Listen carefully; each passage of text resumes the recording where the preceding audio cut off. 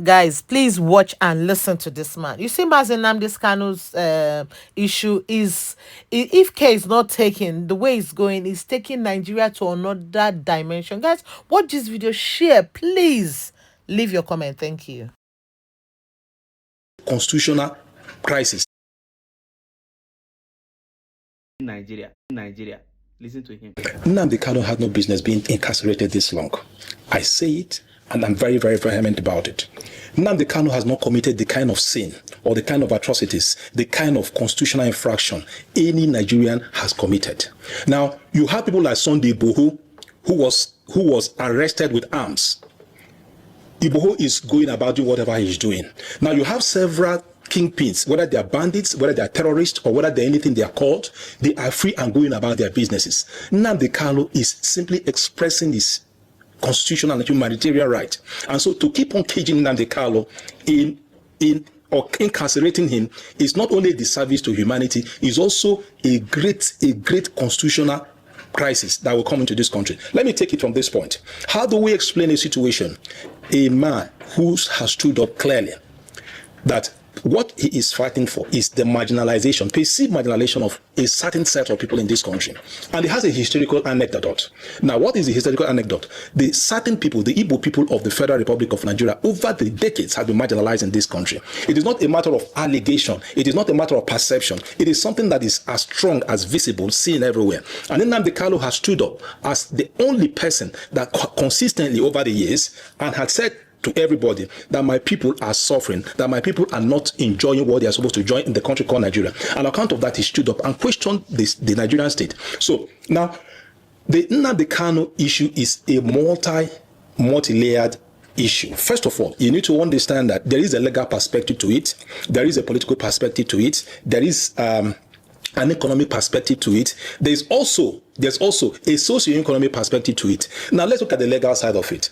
This is a man that was arrested in 2022. 2021. And when he was arrested, what was he arrested for? The charges were terrorism, treasonable felony, and managing an unlawful society.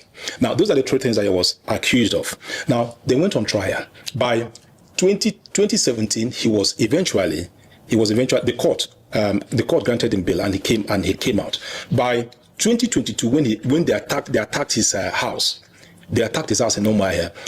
The natural instinct for somebody to survive is to see how he can survive. It's just to find a way to exit the environment where he was being attacked. And so he fled the particular scene, and he's fled not the particular scene. He found himself in the UK or wherever it is. And on account of that, they said he has run away. Now, the point being made is that while he was there, an arrangement was done to get him from Kenya, where he went to, and brought him back to the country. Since then, the legal issue has remained the way it is. It's not been moving forward. It's not going back. There has been a sustained effort directed by not only directed by the state, but there's some political contending interests within the Nigerian state, within the Igbo elites, within the political class to keep to put Kanu down. So, in the helicopter view, the Kanu phenomenon, the Kanu issue, is one issue that can consume the Nigerian state if it is not well managed. It is beyond the rhetorics we keep on talking about. The Kanu issue is an exemplary issue to show how we can manage a country. And if that is not done properly, if it is not done methodically, if it is not done with a sense of genuineness on the part of the Nigerian state, to see how they can have a political dialogue to manage the situation, it will definitely create more crisis. Of course, as we speak now, the Southeast is agitated. There is a plan of a protest that is coming up. Now, the nature and the reason the entry of that particular protest, that we're also trying to analyze. But one thing remains, that there is a very large number of population of Nigerians, whether they're from the Southeast, whether they're from the South, whether they're from the Southwest, whether from the North to the North. Everybody has one particular focus now to get Nnamdi Kanu out of the place. Then you ask yourself, why is it now that the whole focus, the attention is for Nnamdi Kanu to come out? Is it for the purpose of securing a political capital? That is the question we need to ask ourselves. Why would it be at the timing now that is happening? Whatever timing it is, we're all interested. What we're interested in is Nnamdi Kanu should be left off hook and let him rejoin not only his family, he has a right, because as we speak, his health is bad and he has to go and take medical treatment wherever it is. So finally, regarding Nnamdi Kanu, my position is Nnamdi Kanu has not committed any sin, which all that terrorists in this country have committed. Nnamdi Kanu is not as worse as Sunday Igboho. Nnamdi Kanu is not as demonic as the line of terrorists that are lined up in the north. They're everywhere. Nnamdi Kanu is not as evil as the bandits that spread are now. That you have a bandit that will come and have a meeting with the Nigerian state operatives. Yet Nnamdi Kanu, who did not carry gun, who did not do anything that is inhuman to speak like this set of people, is kept incarcerated in a cell. It's time for Nnamdi Kanu to come out from the prison and we can move forward for a political dialogue on how we can reintegrate the Igbo people back to the nation state called Nigeria. There is a huge crisis among the political elite. Now, the lack of cohesion amongst the political elite is one factor that we need to also ask ourselves. Now, you need to find yourself, who are the governors of the Southeast? How did they get to where they are? You're talking about Mba, who just defected to APC. You're talking about Alex Uti. You're talking about Soludo. You're talking about several of the governors in the Southeast.